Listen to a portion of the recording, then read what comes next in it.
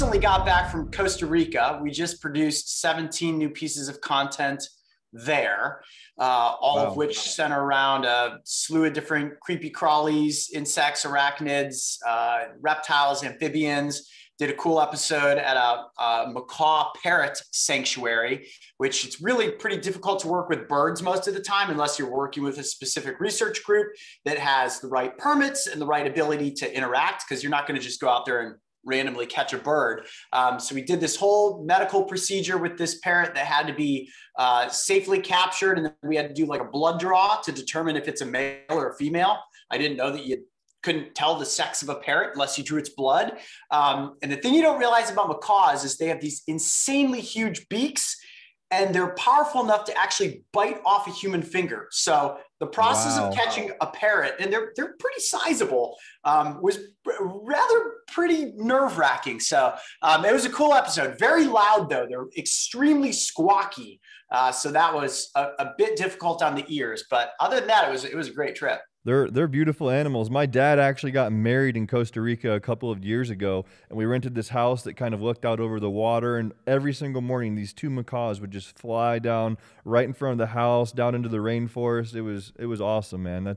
Costa Rica is a cool place. It is. It's kind of like become my home away from home at this place. I think I've filmed there, I want to say upwards 10 or 11 times at this point, and some of our most famous content has come out of Costa Rica. So I definitely owe a lot to that country when it comes to helping to build my wilderness career. Yeah, man, you do a lot of traveling. Where have you traveled the most, and where would you say is the favorite places that you've been? Well, I'll start with my favorite place. Most favorite place so far, I think, has actually been Alaska. Alaska was crazy cool. There's not as many animals there that we typically feature, like the small creepy creatures. It's all like bigger mammals and stuff like that. But Alaska's just straight up epic. I mean, have you ever been to Alaska before? No, I've always wanted to go. It's on my bucket list. Okay. Put it at the top priority for your bucket list. The thing that's cool about Alaska is, here in the United States, when we see like the Rocky Mountains or the Grand Canyon or, Muir Woods up in the Pacific Northwest, and we're like, oh, cool, these features of the landscape are big. Dude, it's nothing like when you go to Alaska. The size of everything is like gargantuan. The rivers, the mountains, the trees, the highway systems with like no cars on them.